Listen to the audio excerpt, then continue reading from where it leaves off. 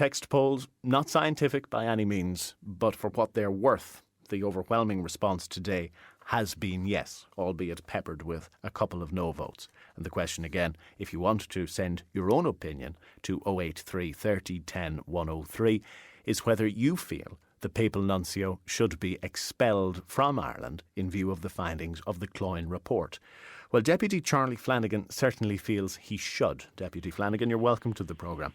Good morning, Will. Why do you feel that way? Because I believe that the Papal Nuncio is the representative of the Vatican State, and I feel very strongly that if any ambassador interferes with the laws of another state or conspires with Irish citizens either to commit a crime or to conceal the commission of a crime, that their position is untenable. It's clear under the Vienna Convention on Consular Relations that any diplomat is forbidden from interfering with the internal affairs of the receiving state.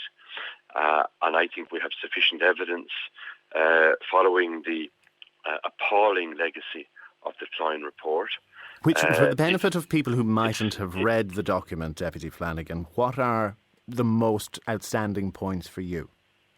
Well, I mean, the reports, the Cloyne report, the Ryan report, the Murphy report, uncovered really common themes, extensive clerical criminal activity, where the Church appeared to be more concerned about the abuser rather than the victim, where the Church authorities remained in denial, where information was suppressed, and we saw a legacy of systematic law-breaking. And this appeared to be supported by the Vatican over the years. The Vatican did engage in a cover-up. Its reasoned excuse was to the effect that canon law was superior to Irish civil law or to Irish criminal law. And as a public representative, Will, I find that very difficult to accept. In fact, I can't accept that any law can be superior to our Irish criminal law. We had the Church relying on what they described as the concept of mental reservation. That was used not only to ignore the state criminal law, but actually to deliberately flout our criminal law.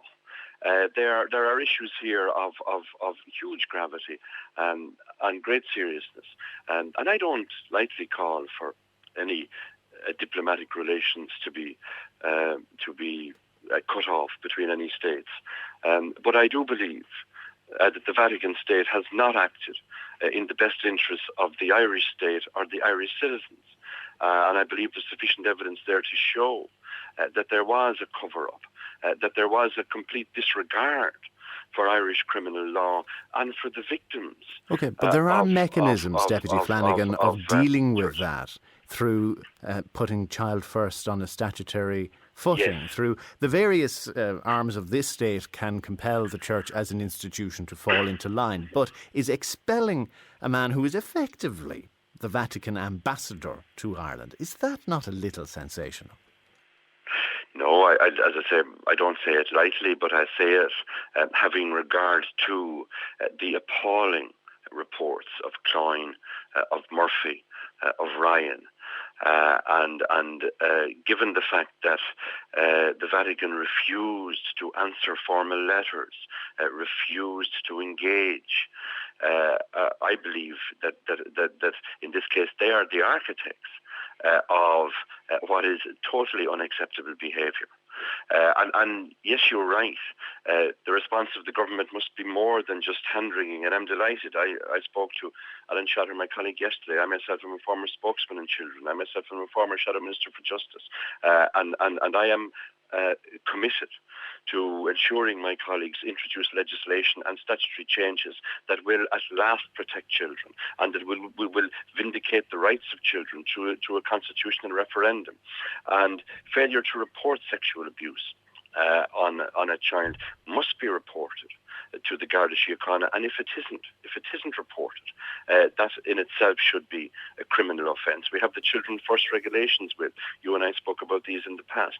They must be put on a statutory basis. They must be given and all the of force that of will law. take away the discretion of the Church in whether it reports these matters or not. So, coming back to your point about expelling the Papal Nuncio, you've explained why it might be justified, given the legacy. But what does it achieve? Well, it shows that we as a country are not tolerating another state authority interfering in the reporting or investigation of widespread sexual abuse and crimes against children. That we are not prepared to accept an excuse of mental reservation, that we are not prepared as a state to acknowledge that canon law is superior to Irish criminal law. And I believe by breaking diplomatic relations, by asking the ambassador of the Vatican state to leave our jurisdiction, I believe we're sending out a strong signal. And that accompanied by our own legislation, we can ensure the safety of our children. And would it be an indefinite position that the Vatican wouldn't have an ambassador here? No, it would be until such time as the Vatican cooperate fully with the call yesterday from the Minister for Foreign Affairs, Eamon Gilmore, and it will ensure that the Vatican will no longer support scandal after scandal after scandal on the part of churchmen that we've seen over a long number of years. And remember, Will, the context of the Cloyne report is not the dim and distant past of Ireland of the 1940s, of the 1950s. We are dealing with instances of horrific abuse and criminal activity in 2007, 2008 and 2009, just a very short period of time ago. So is there any willingness within government circles to carry out what you're talking about? I presume it's a matter for the Minister for Foreign Affairs, the Tánaiste, Eamon Gilmore. Yeah, ultimately this is a matter for government. I'm not a member of government, but I have conveyed my views to my government colleagues, Alan Shatter and other ministers with whom I've spoken over the last 24 hours. Do they share your views? Do they agree with you? I understand the matter will be considered by government next Tuesday. I don't want to preempt any decisions government might make. I'm speaking actually not representing the Fine Gael party, but in my capacity as an elected representative of the people of Laois. Okay, so it's your personal view? It's my professional view as a public representative. I've spoken to many people throughout my constituency. I have got in excess of 200 messages of support, which I must say is the greatest response to any issue that I have raised over my period of time as an elected member. Deputy Charlie Flanagan, thanks for taking our call today. Thank you, Will.